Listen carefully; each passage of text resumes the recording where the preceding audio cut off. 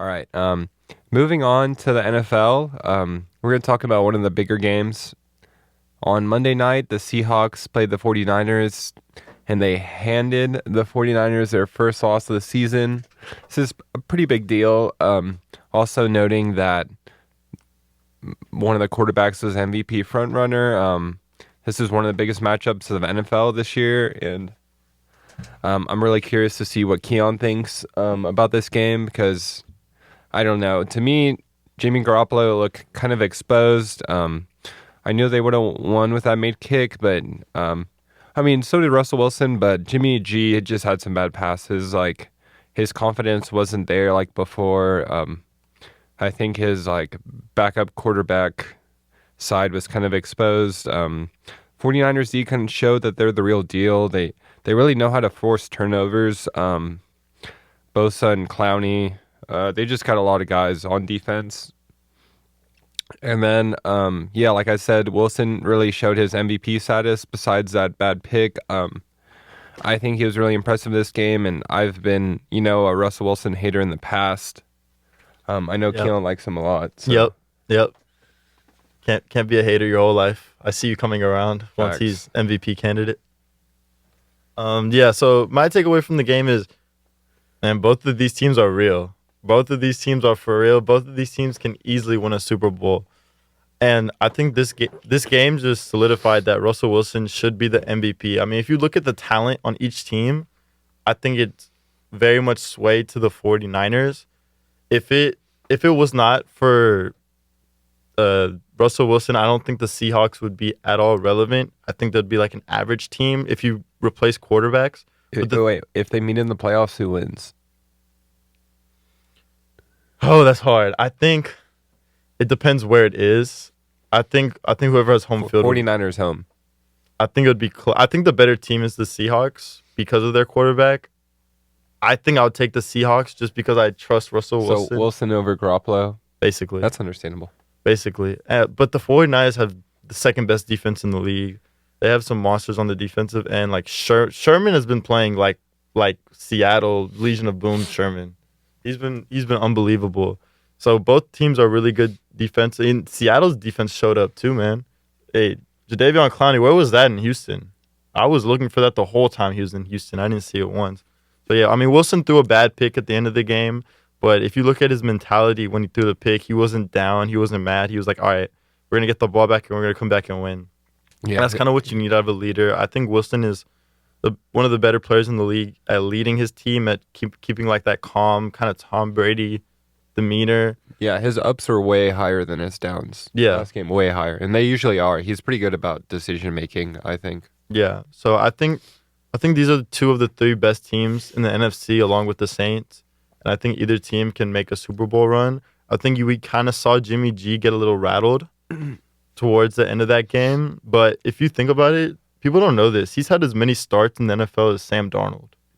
Like, he is young. You know what I mean? Like, he's been injured or been the backup. Exactly. So, yeah, I mean, he's been in the league for a while, but if you look at actual experience he's had, he's not been playing a ton of games so far in his NFL career. So he'll get better.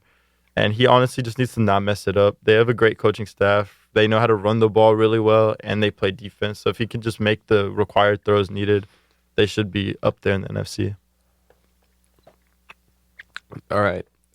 So kind of moving on from that, we're going to kind of go into this next segment as kind of like I don't know. I don't know how to really like phrase it, but we're gonna just pick teams for guys that are kind of up in the air currently in the NFL. Definitely some big name players like Antonio Brown and Cam Newton. Today is Antonio Brown's meeting with the NFL, so we thought it'd be kind of cool to think about some teams that say the NFL is like, you know what, after all the allegations, we think you're okay to play in the league, and given that there's general interest in the league. We just thought it would be cool to talk about some of the teams that might want to pick him up.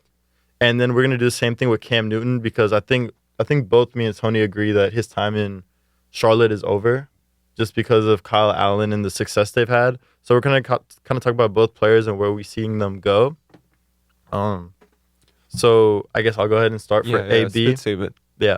So for Antonio Brown, I think the perfect destination, or if he goes today, they become a playoff team instantly, which they aren't right now, is the Philadelphia Eagles. If you've been watching them, their receivers have been god awful. I think And catch.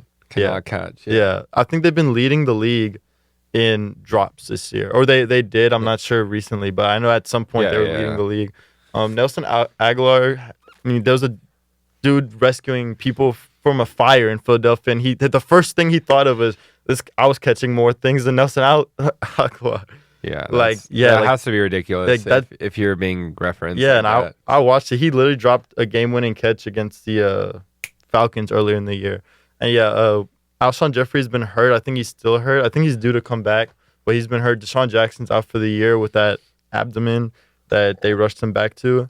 And it's honestly taking away from Zach Ertz because he's a monster, but he's a tight end. So when he's their best receiver and you can game plan for that, he's slower obviously than a receiver. So it's kind of easier to game plan around stopping him. So if they did get Antonio Brown, that would free up so much for Zach Ertz, who is always Carson Wentz's favorite target. Yeah, it would help Wentz a lot. I think he's being kind of taken advantage here. Great quarterback, and his wide receivers aren't really helping him.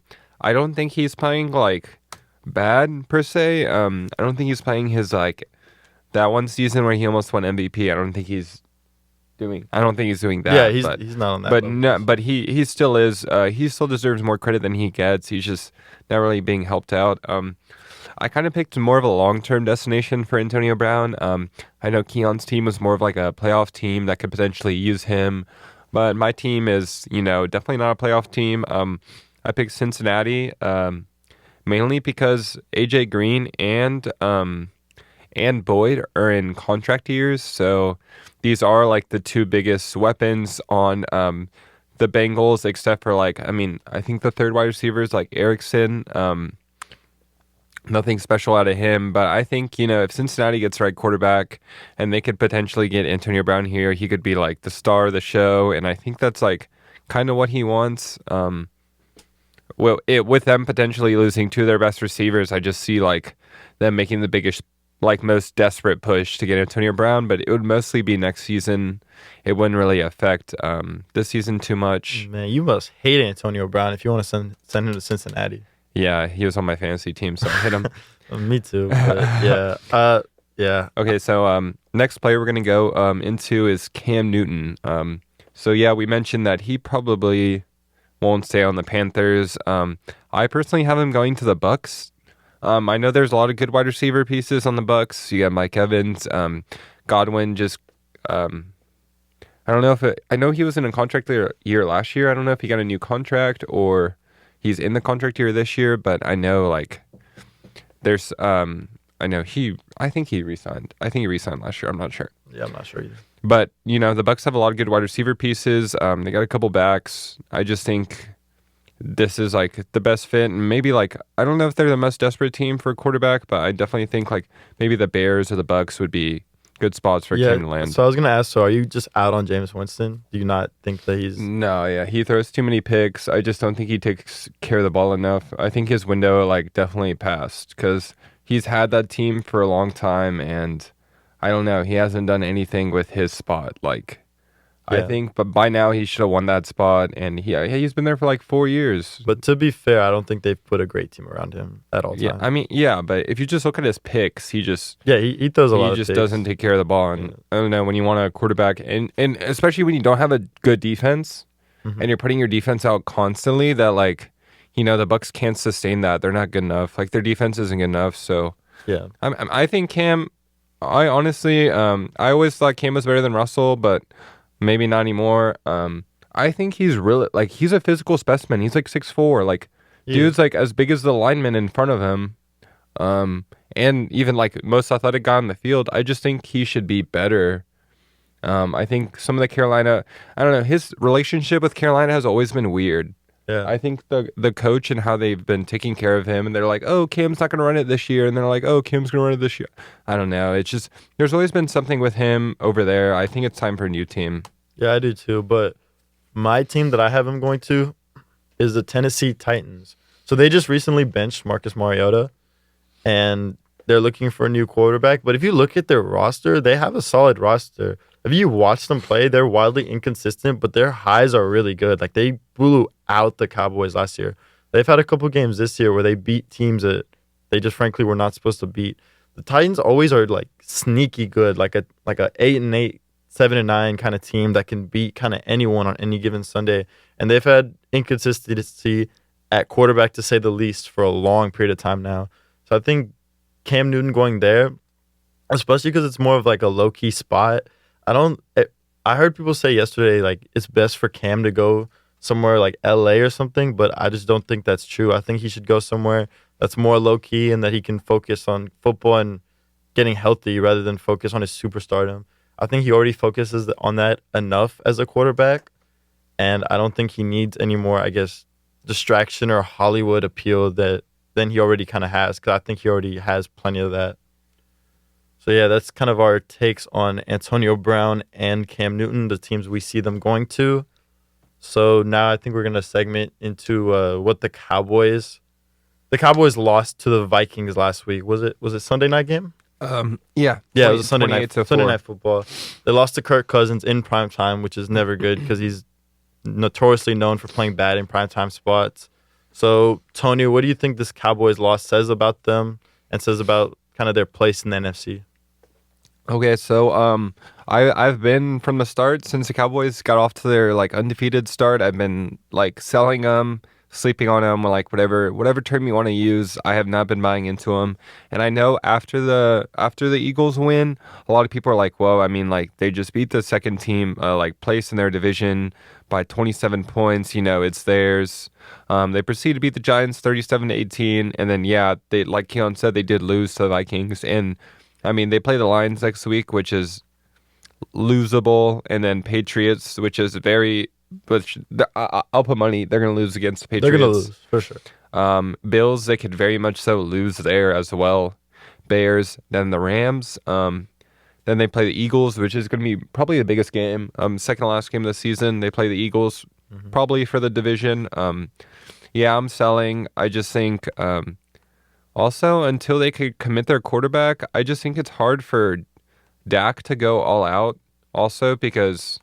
You know, if he gets injured, you know, he loses a lot of money. Right. And I just feel like they're in a weird spot, like Jerry Jones and Dak. I mean, he wants like he wants $40 million a year, which is, you know, it's going to be a huge contract. And I don't know. I mean, to be fair, he's led them to the playoffs, I think, every year, or maybe 1 year he did. Yeah, but doing what? You know, if I was a quarterback with Zeke Elliott and throwing against man coverage almost every play, it's not the hardest job, you know.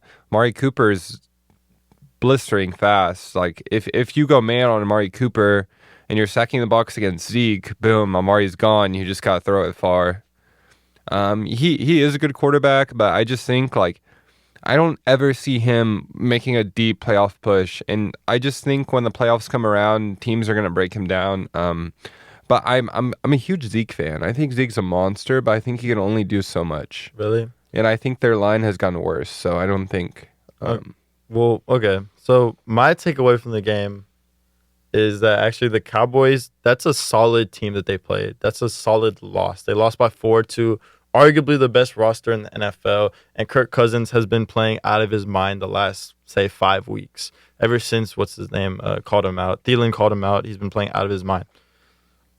I do not think Dak is the problem for the Cowboys. I don't know why everybody says that. He threw for 397 yards, 3 touchdowns, 1 interception in that game.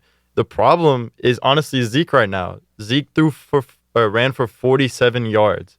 Zeke, you just paid the guy. That's the guy you paid. And he ran for 47 yards against the best roster they probably played the whole year. That's unacceptable. If you want to win these games, you need, quote, your best player to play up to par. And right now, it seems that the best player on the Cowboys is Dak Prescott, 397 yards. He has, I think, the second best QBR in the NFL. He's playing up to par. He's playing worth the money. They should pay him. I think it's been his team for the past 2 years. I think it was Zeke's team his first year. Zeke definitely came into the league way more ready to go, way more ready to ball out because his body was physically there. He was more mentally there. But I think Dak has gotten better. I think Dak will continue to get better. I think this wasn't that bad of a loss for the Cowboys, and I still think they will win the NFC East, and I think they will probably be, maybe the third or fourth seed. So they'll definitely not get a home field advantage, but I see them winning in the first round because Dak will play as well, and hopefully Zeke can step it up and play better. Also, their defense can be elite here and there when they want to. Their defense is hit or miss, but at the times that they hit, they're really hitting. They probably have the best linebacker crew in the NFL. So I think this combination of their defense playing well when they want to, and the combination of Dak and the combination of Zeke hopefully playing up to the money that he made will lead them to a playoff berth this year. Yeah. No, that's definitely very plausible. I like as much as I do want to sit here and say that Cowboys can make it, I don't think like we talked about the Eagles, I don't think they're that good. So they definitely I think they have control of their destiny for the most part. It's just like what they do with it, and usually they choke. So we'll just have to wait and see.